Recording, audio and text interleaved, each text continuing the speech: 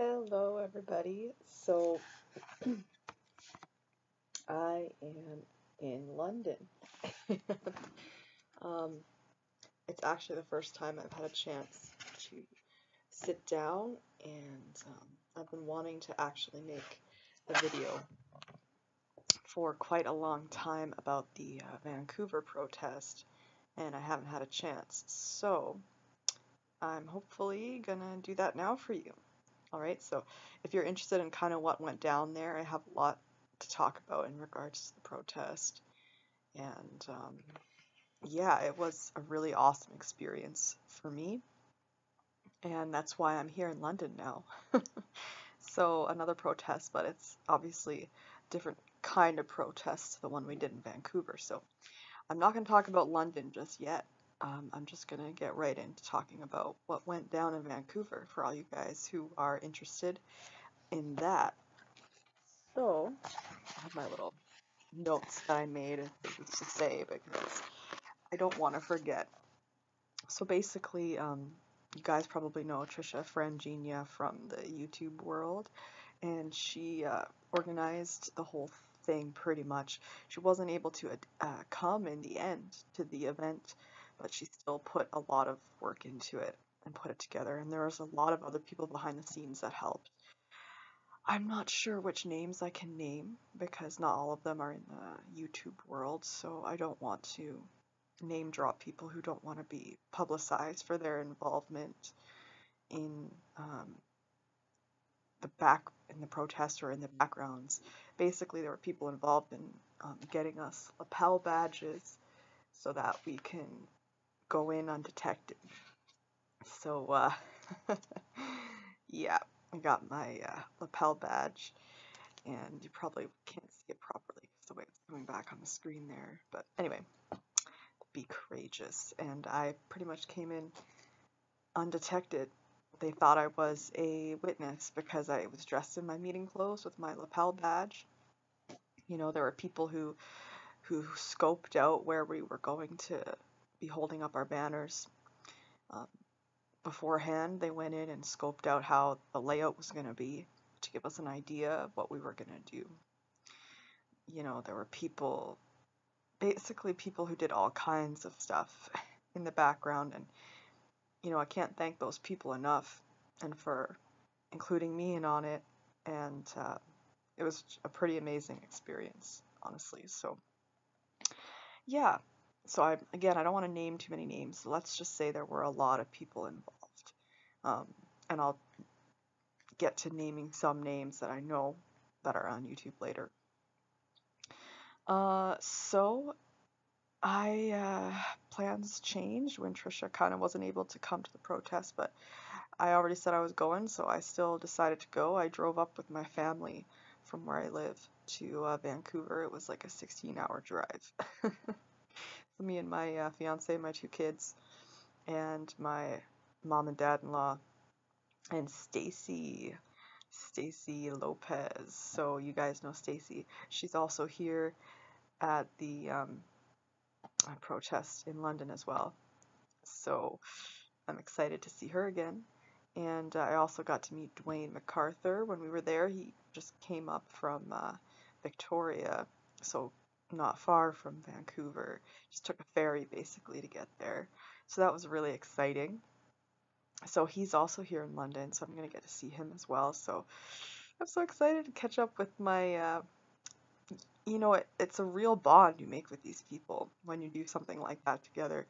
So I am really pumped to be able to see them again. Like my heart is so full of love when I'm around them. So I'm just so happy that I'm going to be able to see them again and participate in another activist experience with my friends and make some new friends. So this is going to be pretty freaking awesome. And Stacy took it like a champ because she ended up driving up with me and my family, a whole bunch of strangers, when she was intending to go up with Tricia originally. But it worked out really well. She drove up with us, and we actually had a blast. And it was an awesome time. So I'm going to get to talking about the crash. So where we were staying, we stayed on a boat. Me and my family and Stacy and Dwayne stayed on a boat in Vancouver. It was like a houseboat kind of thing, Airbnb thing, and it was freaking awesome. But point being is it was pretty far away from where the actual convention was gonna be. So we had to get the Sky Train to there, which was a pretty awesome experience.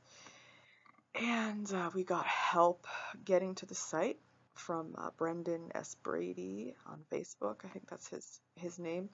And he is involved with creep catchers or creep hunters, I believe. So basically they search out pedophiles and expose them to the world. So this guy was kind of involved as well. Him and Brendan and Brenda, funny, hey? They were involved as well. So they have their signs protesting with us. Their signs said no excuse for abuse, and they gave out stickers and everything. But he was a huge help for helping us, the people who were out of towners, get to the actual site. So me and Stacy and Wayne were good because this guy gave me like step-by-step directions. So we got to the convention site and tensions were high. We were nervous because we realized once we got there that we probably should have met elsewhere, because here we are in the car park underneath the building, planning our infiltration, and there's witnesses everywhere. Like not literally right there around us, but they're walking around in the distance, and we're, here, some of us not even dressed yet, kind of like waiting to get there to get changed into our meeting clothes. And we were pretty nervous. We were getting nervous right up until, and we didn't really have a proper plan. So we got there and all we knew is the order in which we wanted the signs to appear. So there were going to be 5 signs. All right. So Rebecca, Spoonfed Nomore, brought a friend of hers. I forget her friend's name now, but she was just a friend of hers. She wasn't a former witness, but awesome that she came. I love it when people who were never former witnesses join the cause, because it shows that these people truly care about injustices in the world and want to make a difference. So, hats off to you guys. Brendan S. Brady, Brenda, Rebecca's friend, and anyone who was involved who was never a witness before. I mean, you guys have a lot of respect from me. So anyway, Rebecca and her friend came, and their sign was homemade, and it said Google Australian Royal Commission. The Jehovah's Witnesses didn't report over 2,000 cases of abuse and 1,005 predators went unreported, something like that. It was written on that sign. A really well done sign, big, eye-catching, So they were going to hold up that sign, and Dwayne, and I think I can say her name, so I'm going to say it. I'm not sure. Hopefully I don't get too much flack for it. Dwayne and Melissa were teaming up to hold up a sign that said "Shunning Kills," and Natasha Peters and her man Corey, she was on the CBC interview that I actually have on my channel, so check out that if you haven't already, but you probably have seen it by now. And there's full versions. I didn't even get the full interviews. I got the full interview, but I didn't get the full CBC program. So check that out if you haven't already. Natasha Peters and her man held up a sign that said, what did it say? The 2-witness rule protects pedophiles, I believe, something like that, to that effect. Wish I can remember now. See, I should have done this video right away, but I just had no time. Anyway, so they held up that sign, and in the CBC piece, you can actually see them getting escorted out by hundreds of attendants. You see them holding their sign up. So, and then Stacy held up a sign that said, by herself, that said, or no, okay, I remember now. So Natasha Peters' sign said the W5 documentary. So if you haven't seen that W5 Canadian documentary yet, please go watch that. Tricia Franginha has that on her channel. And it's also just widely available now on YouTube, on W5's YouTube channel as well. So watch that documentary. She was holding up a banner that talked about that documentary, alerting witnesses to it so that they can go watch it. And Stacy held up a sign that said, "You can leave, there is support." And my sign said, "I learned the truth at jwfacts.com." And I held that up all by myself, and I'm really proud of myself. So when I get to explaining that story, it'll be fun. So all we knew before we went into the site was that Stacy wanted to go last because we thought her sign that she chose was probably the most fitting to go last. And her sign said, "You can leave, there is support." Kind of makes sense, right? With the VAA logo and all of that. So, and then we knew that Natasha and her man were going to go first. So that's all we knew. Natasha was going to go first. Stacy was going to go last. Everyone else would just kind of figure it out while we were in there. And we planned to stand up with our signs in the middle of wherever we were seated, hold them up as high as we can, and hopefully the people around us got a good look at them before attendance swarmed. That was pretty much the plan. And if it looked like there were people getting suspicious of us, then we were just going to jump up, hold up our sign, and get it over with as quickly as possible so that people have a chance to read it before we were swarmed, because we were literally swarmed hardcore. So those were the 5 signs, but there was also Edith Knox, who she went there and she just held up her magazine with her on the front cover, talking about her story of abuse when she was in the witnesses. And you can see her videos on YouTube as well. I'm sure you have. Dwayne has videos, Stacy has videos, Rebecca has videos, and then there's a CBC one of Natasha.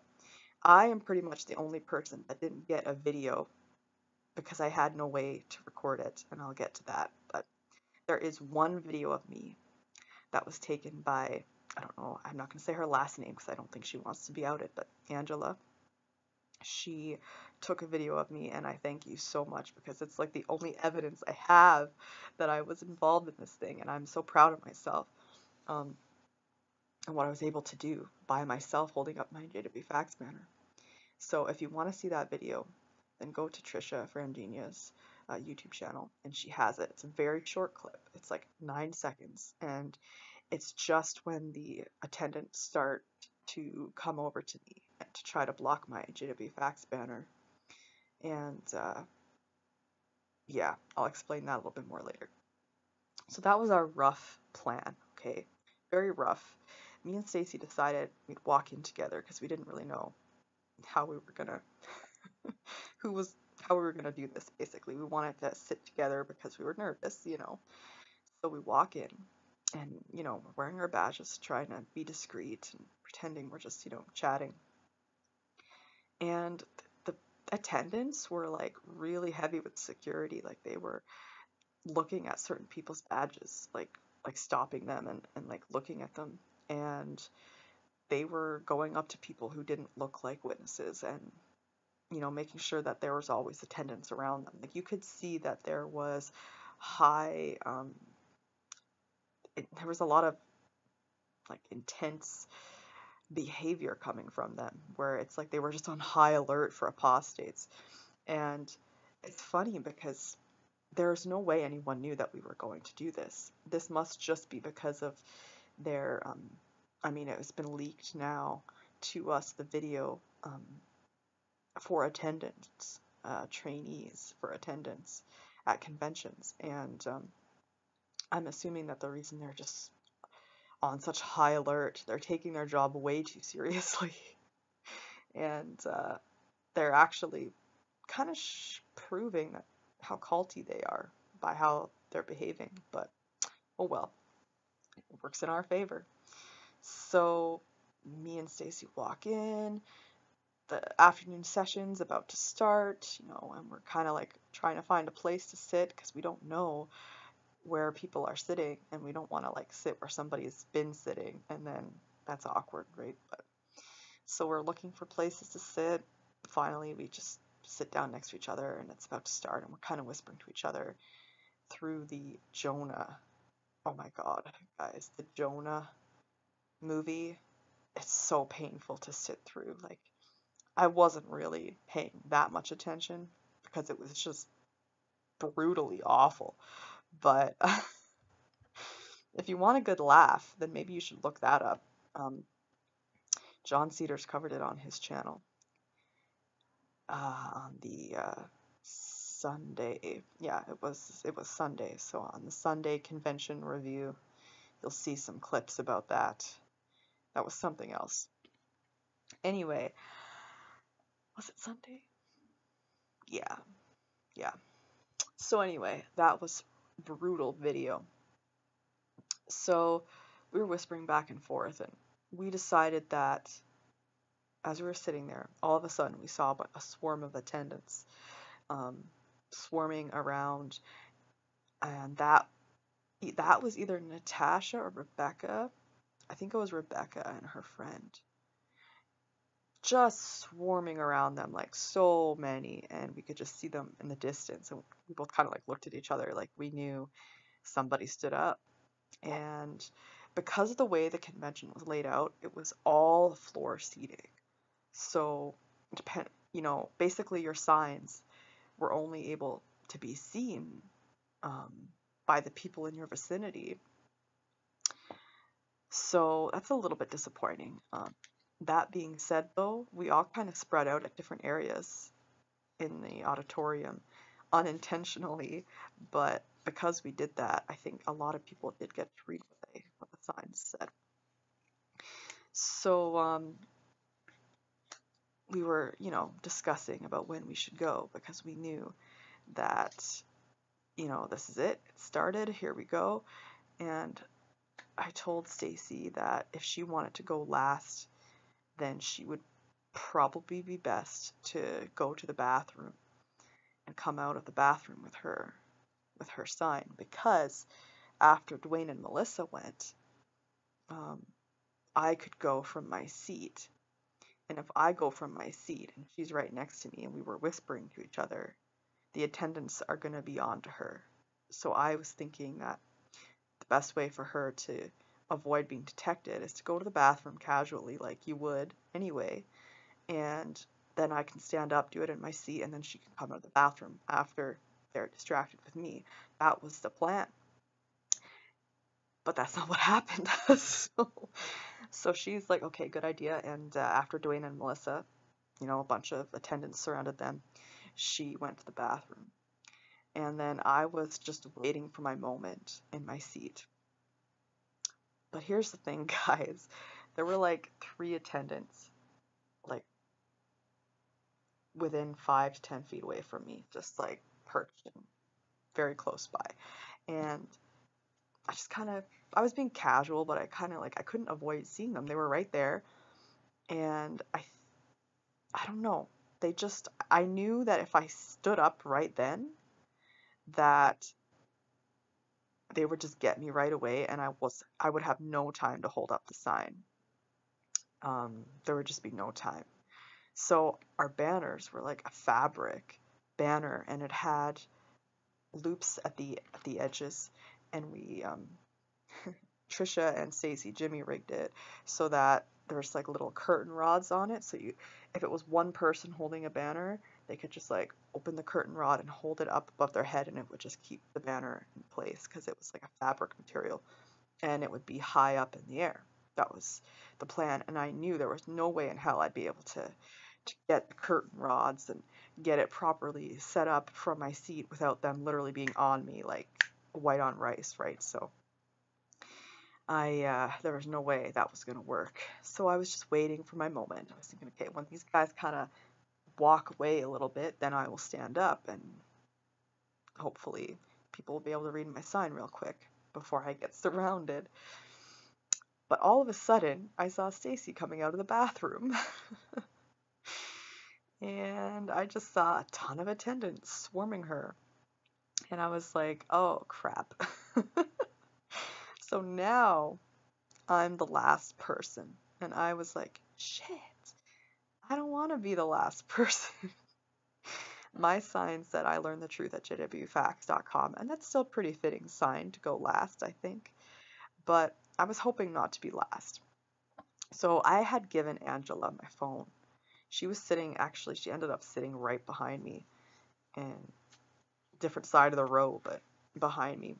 And I gave her my phone, and I told her, you know, she was logged into my YouTube, and she was trying to live stream from my YouTube, but it just wasn't working. You guys probably seen on my channel, there's 2 short videos of the convention crash, and you see some attendants in the distance swarming people.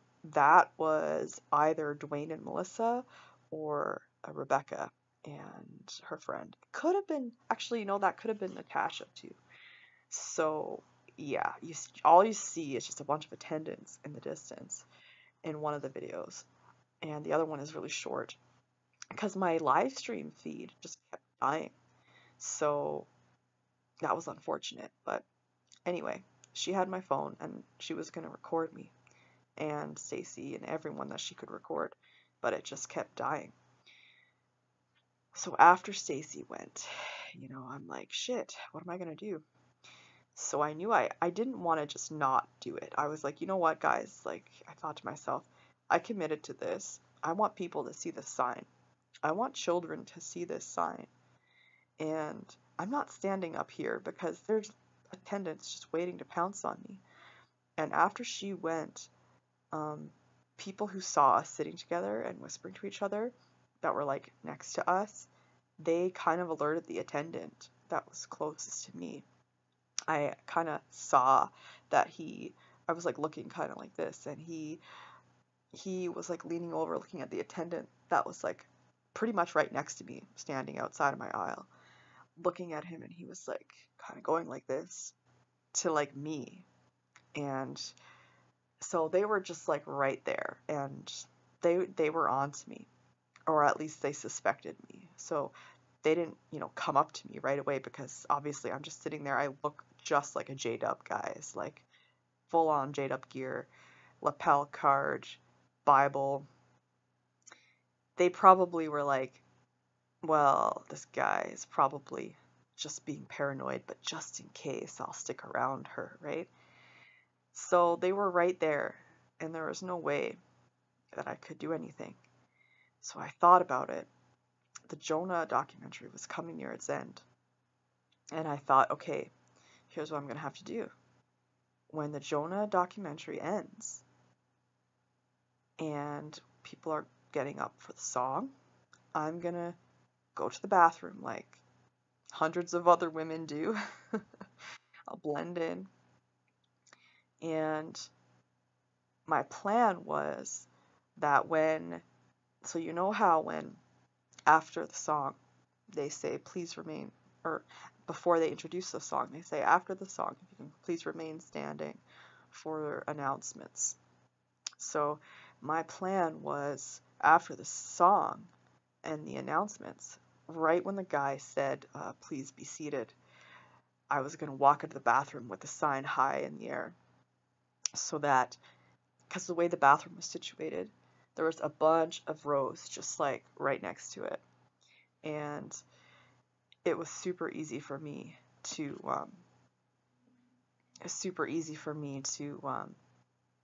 get people to see the sign that way. And I thought, well, that's probably my best bet at this point. So I go to the bathroom and I'm in line, you know, there's like a ton of people in line so fast. And then Angela comes up next to me and she's like, oh, what a great movie. And I'm like, yeah, you know, we're pretending that we're JWs.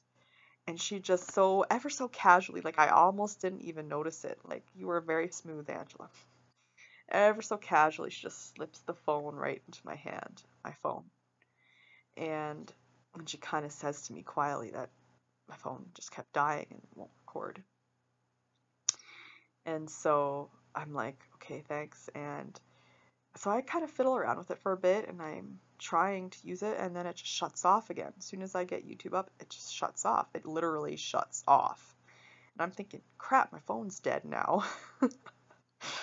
But whatever. Once I thought it was dead, I gave up on it, basically, and put that in my purse and stuck to my plan. So we're in the line, and then I'm waiting, and I'm next to her, and then I kind of say to her, here's what I do. I turn to her, and I say, oh, this lineup's just too big. I think I'm just going to come back later. And I wink, and I walk out the door. And what I ended up actually doing was just going at the end of the line, and I stood back at the end of the line again. A couple of other witness women were behind me. And the announcements, the guy was going on with his announcements. And I was pretending I was still in line. And I had my hands on my banner in my purse. And I got the sticks ready from what I could do with it still being in my bag.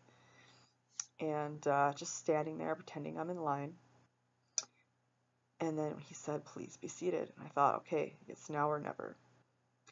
I walk out the line, I hold it up in the air. And I just kept walking. Like, I just knew that right away I was going to be surrounded. It was probably a good 7-8 seconds before the attendants got to me, believe it or not. So I think they kind of thought everyone was done. I think they suspected everyone was done or something, or they just weren't prepared for someone. I don't know. It was weird, but they didn't get to me right away. And I am positive that people saw my sign. There's no way they could have missed it. A whole bunch of people sitting down right there, coming out of the bathroom, hold it up high in the air. I learned the truth at jwfacts.com. And it literally just, I held up as high as I could, and I just kind of like closed my eyes and walked because I was like just waiting for the barrage of attendance. And there was, believe me. So the signs, look, I have one here. They're kind of, the material on them is like a little bit transparent. I don't know if you can kind of see that, but it's a bit transparent. So as I'm holding it up, I can see through it so much easier than, I don't have the sticks on it anymore, so I can't really show you guys the whole thing. It's a pretty big banner. But just to give you an idea, as I'm holding it up, I can kind of like see through it a bit, but it was up higher, but I can see through it a bit, and I could start, I'm able to kind of see when the men are starting to walk towards me. And I thought to myself, okay, so I'm going to be clever. So I was walking in one direction, like just totally like this, and just kind of like one eye open and like walking. And then I started to see a bunch of men coming. And I thought, okay, as soon as they get close to me, I'm going to just like suddenly change direction and start walking extremely fast in the other direction with like no indication. So you know how like when people are walking, all of a sudden, like if somebody's like walking and they don't give an indication that they're going to stop or like start walking backwards, you'll walk right into them, or you're not going to know. And that was the plan. I thought, okay, I'm just going to like start walking, and then when they're close enough to me, I'm going to just start going the other direction so that people have more time to read my sign before I get barraged. That was kind of what I was thinking. But these guys are like predators, because I started to walk in that direction, and there was already like, that's when the video started. You start to see me like walking, and then I start to try to go in the other direction, and then you see men coming from all sides. And that's where that 9-second clip pretty much started, when they start getting to me. And I'll put a link in the description to that video, by the way. And it's almost like predators on prey, like they just were ready to pounce. And let me tell you, it's a very uneasy feeling when you see that many men running toward you, and you're just like, I'm by myself. And I could see some of them were like in like a jog toward me, you know, trying not to look too obviously running, but they were like in a jog. And I could see some of them like removing their suit jackets to like throw over my sign, to try to like cover my sign. Unbelievable, the display that these men, I mean, they're doing our job for us, guys. How horrible does it look? I mean, think about it. I mean, I know a lot of people don't agree with this type of activism because they don't think it really helps. But let me tell you, knowing the kind of person that I am, I know who I am now, a lot more than I did when I first left the cult, let me tell you. But the point is, I've always been an empathetic person, like very empathetic. I don't think I'd be okay with seeing one woman holding up a banner quietly, literally being attacked by like 50 men or more. There's just nothing that's right about that. And so it was weird. Let me tell you, it was weird. So all of a sudden they started swarming me, and once they got so close to me, there's like nothing you can do at that point. You just have to go where their bodies are pushing you, because that's literally what it's like. They're like pressed up against you from all angles and walking in the direction they want you to go. And you don't really have a choice but to go in that direction. I mean, unless I suddenly stopped moving and planted my feet. But you can't really do that. You can't refuse to leave if they don't want you there anymore either. So you just I just kept walking wherever they were leading me, and I didn't even know where they were leading me. And I just said, like, guys, you can't touch me, like, because it was weird. They were literally like right there. And I kept saying to them, don't touch me. You can't touch me. You can't touch me. You know, stop touching me. You know, give me some space. And at one point they kept like, they literally would just put their hands on me. So at one point I was like, you can't touch me. It's illegal. And as soon as I said it's illegal, it's like the guys who were touching me stopped touching me. It's like they were suddenly scared. Oh no. And then one guy was like grabbing my banner, and I was like, you can't touch my stuff. That's illegal. And then he stopped touching it. And then one guy kind of accidentally, I think it was an accident, because he was like up against me, and I was like, and he kind of like tripped onto me almost. And I'm like, you can't touch me. It's illegal. And he was like, oh, I'm sorry. He said, I'm sorry. Like kind of like he was genuine in it. And let me tell you guys, there were some people who I could tell, even though they were involved in this barrage of men, I could tell that they didn't really like what they were doing because of the expressions on their faces. Some of them looked uncomfortable with what they were doing. Probably more so with just me and Stacy, because it was like, well, look, there's these two women like by themselves. I mean, how dangerous are these people? You know, and they probably just felt a little bit weird about what they were doing, and I don't blame them, because it certainly is weird and inappropriate, you know. So anyway, they kind of bullied me out the back door, and when I got out the back door, and one of the guys' faces as he's like closing the door, because there's like a whole section of doors, and you should have seen his face. I'm gonna try to mimic it, okay, but I don't think I'm gonna do it justice. As he's closing the door, this is what he does to me.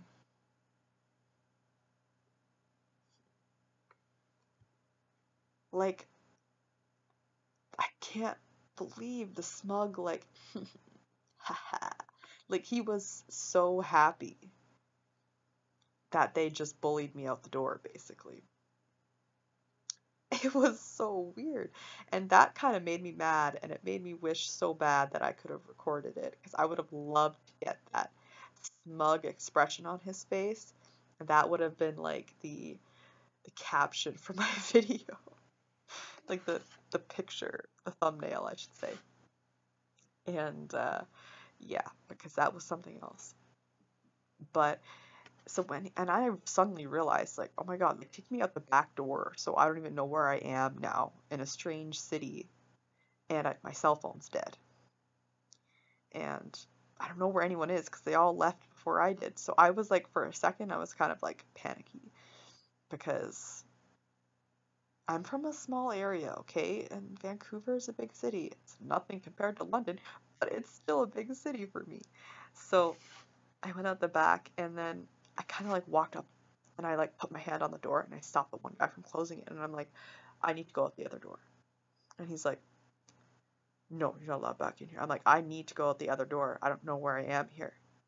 And he's like, oh, well, this is where we put your other friends. And I'm like, well, I need to go out the door. Like, just let me back in. I said, I'm not going to hold up the sign again. Just let me back in so I can go out the other way. I was more kind of annoyed at the one guy's smug expression that I decided I'm not letting them go off the hook that easy. I'm going to see what I can get away with here. Like, I need to go back in. I'm like, I'm not going to hold up the sign. Just let me back in so I can go out the other way. If they had let me back in, guys, I so would have held out the sign again. because up until that point, he hadn't said the infamous line that they are all told to say. And right at that point, when I was like, come on, just let me back in, he said to me, your invitation has been revoked.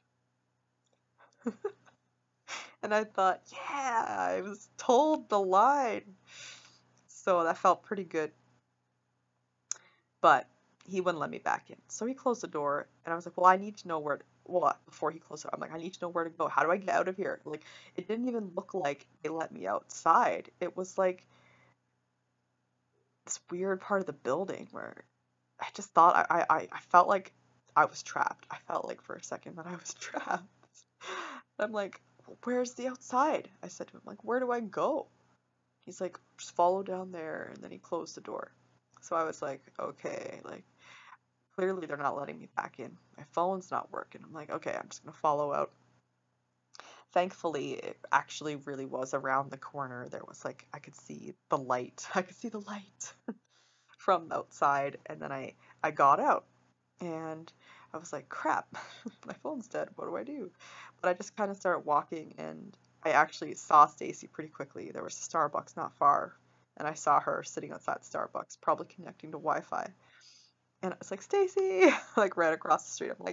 I was like so pumped, full of energy, because I can't tell you what it feels like, guys. It's just something amazing. It's an amazing feeling, because when you've been controlled by these men for so long, and not those men in particular, but you know, the elders, just any men have an authority over you, you know, and especially if they represent the organization in any way. And you know, I've been humiliated in this organization. I was disfellowshipped. I am being shunned by former friends and by some family members.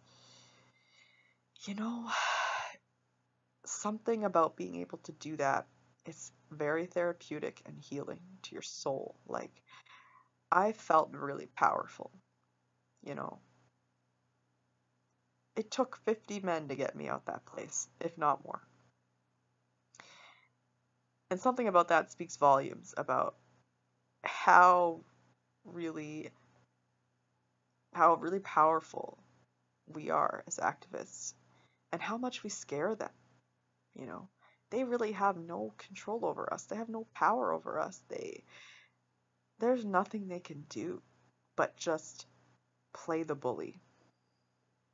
And they don't really realize how bad it makes them look, and how much better it is for our cause. So yeah, it was something amazing. I saw Stacy. I was like, I did it. You know, we connected. We got back with the group. You know, I didn't stay very much longer after the initial protest inside the convention. So after the convention, the people leaving, a lot of people stayed to hold up banners as they were walking by. But at that point, I was like, okay, I did what I really wanted to come here and do. And I also had my family. They were like in the aquarium in Vancouver waiting for me. So I was like, okay, guys, I'm going to split at this point, but I'll see you guys later on the boat. So at that point, I split, met up with my family. And actually, when I got into the cab, I started telling the cab driver about my experience, and I left him with some cards. This one is one of them that I left him with. I left him with a few so he could hand it out to people. So I did some unwitnessing, guys. So he knew I was there for protest, and he learned about the bad policies within the Watchtower.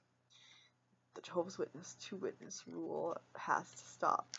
You know, I told him about what that rule actually is and what it does. And I also gave him this card. And so it has the 2-witness rule, the jwfacts, and then on the back it has this information. And I believe I gave him a card that had the VAA website and logo and all that too, but for some reason I don't have that on me right now, but it's just in my case. So yeah, that was quite the experience. It was quite the experience. And yeah, I mean, those men, they don't realize how much they're actually helping us when they do those things. It's actually quite funny. So, speaking of, there were women who were in the lineup. I've been told by Angela, because she kind of stayed behind to talk to people after the convention and kind of get a feel for like how people felt with the activists. So she was kind of eavesdropping on conversations and also joining in some conversations as a member, because technically she still is a member, and kind of not everybody really knows that she's out. So she was kind of eavesdropping, and she got to hear a lot of people's perspective on what happened. And you know, guys, it was not all bad. There were people who were actually really disturbed by the way the attendants swarmed around us, more so than the fact that we were protesting. So that's actually really good to hear actual feedback from witnesses, obviously not from them, but from people who have seen it, who were kind of disturbed. And she was also telling me that when I came out of the lineup, there were women in the bathroom that came out of the bathroom to see what I was doing, and they like looks on their faces, like they were like shocked, and but also mortified by all these men running up, you know, because they just saw me as like one of them, just a woman by myself, and I was just standing with them in the lineup to the bathroom, and now all of a sudden I just walk out of the lineup holding up a sign, not saying anything, and all these men pounce on me. And she said they looked like visibly kind of disturbed by that. So I think that that's a good sign. Even if people don't get to read our signs, they're going to read what these men are doing to us. They're going to read their body language, and they're going to read their panic in their facial expressions. And that's going to speak almost more volumes than what our signs can say, which is almost even better. So, Tricia shared a screenshot to our group chat, and I wanted to read what it said. It said, somebody, I don't know who it was, but somebody said, I work close to the convention center downtown and saw those courageous girls with the signs last weekend. My boyfriend even waved and said hello. I know there's got to be some awake people to connect with out there, but I've only lived here for a few months and not sure where to begin. So someone who obviously was a former member, saw us courageous people, and it's just so ironic that the Watchtower's theme was Be Courageous for the 2018 convention, and who was really courageous at that convention? The 50 men that had to bully like one woman or two people out the door? Or the people brave enough to stand up and speak out against it? I think we know the answer. So yeah. So that was the convention crash. Oh, and I forgot to mention one thing that was kind of funny. When I walked into the convention, I was hardly in there for like maybe 10 minutes. I don't even think it was that long. A few minutes. Because we went in right before the afternoon program started. So people were finding their seats and stuff. And like right away I saw somebody that I knew from my former congregation, and I was like, oh crap. I said to Stacy, I was like, I've already seen someone I know. She's like, oh. But I'm like, it's fine, whatever, we'll just keep going. And I just kept walking, and it was pretty nerve-wracking seeing somebody that I know, but I don't even really know for sure if he saw me. There's also someone that I think was at that convention that was my former best friend. She used to live in my congregation, but then moved there. So I don't know for sure if she was at that convention, but if she happened to see me, I do have a little message for her. So this is for my former best friend, and you know who you are. I know it might seem crazy that I'm speaking out against a religion that I was once so involved with and loved and, believed with all my heart. And you probably don't understand it. And I get that you don't understand it. But imagine if you can just try to put yourself in my shoes. Imagine that you believed in something with all your heart, like you do believe in it right now, but pretend it's something else so that you can empathize, all right? You believed in something with all your heart. People told you all your life it was true, and you put off living your life to buy into this. You didn't do anything you wanted to do with your life. You gave up on any dream you had. You put aside any desires you had to see the world, to learn things, to grow in knowledge, to go to university, to experience life. You put aside all those things because you believed that you would get it in the future. You believed you'd see dead loved ones again.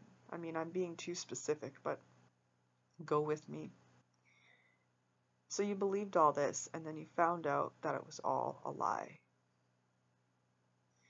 And that all of the guilt you felt for not living up to the many, many high expectations placed upon you all your life, the fear that you had that still exists, that you can't seem to get rid of completely. It appears in your life as like a complex post-traumatic stress. Every day you're just hyper-vigilant, ready for something to happen. Imagine you found out you went through all that for nothing. And now people that you love don't talk to you for nothing. And can you really just stay quiet? Can you really not do anything about it? Could you really just forget about it and move on? I don't think so. At least I can't. So don't take it personally. I love you, and I hope that we will be friends again one day when you're ready. And to any of my family who maybe wonders why I did this, if you happen to come across this one day, Well, now you know, maybe. Now you might have some insight. I love you too. I'm not doing this against you at all. It's against the Watchtower. It's against the policies they have in place. It's not against the individual witnesses. They are just pretty much pawns in their game. And nice job, you liar who represented the Watchtower. Chaz something, I believe his name was. You were on that CBC interview saying you've never heard of a two-witness rule. Nice job with that lie. We all know you were lying. We can tell just by your body language that you were lying. But we also know, because we know that as an elder, you know about the rule. So I would really beg anybody who was at that convention, who happens. Maybe you were curious, you ventured online, you saw my video. Please look into this two-witness rule business. And then you'll know that this man is a liar. Do you think it's okay to lie to defend something that you're a part of? And what does that speak? What does that say about what you're a part of? Start digging, guys, because it's not worth wasting your lives anymore. All right? There really is support on the outside, and we're here for you. Okay, that's all I'm going to say for now. And I might make a video. I'm going to make videos later regarding London. Okay, so stay tuned for London, guys, because wow, what a culture shock this is. For me, this is a huge city, like 70-something million people. I can't wrap my head around it. I have seen so many people today that as soon as I got to my Airbnb, I just wanted to like not see anybody for a week. I tend to get overwhelmed. Like, I'm an extrovert, but I'm a very introverted extrovert because when I'm around a lot of people, I almost take on a lot of I just almost feel a lot of the energy, the vibes. I don't know how to explain it. I'm not trying to sound woo-y, like it's legit. It's just when I'm around a ton of people for a period of time, I need to just get away for a while. So, I mean, this is going to be an awesome thing for me being here, and I can't wait to meet more people. I can't wait to meet all of you. Parker, I can't wait to meet Maggie. I'm going to meet Maggie. I can't wait to meet Neil, Louise Goode. I mean, this is freaking awesome. I'm so happy to be here in London, and I am honored to be a part of this, I mean, vast apostate army. It's funny because I don't really like using the word apostate in a way because of what the Watchtower has done to program witnesses, how they feel about that word, how they view people who have that label. But then again, it's good. It's good to rebrand. It's good to reclaim that word and to be prideful for what it really means. It just means someone who left an who no longer believes in a religion that they once believed in. That's all it means. And we're reclaiming that with pride.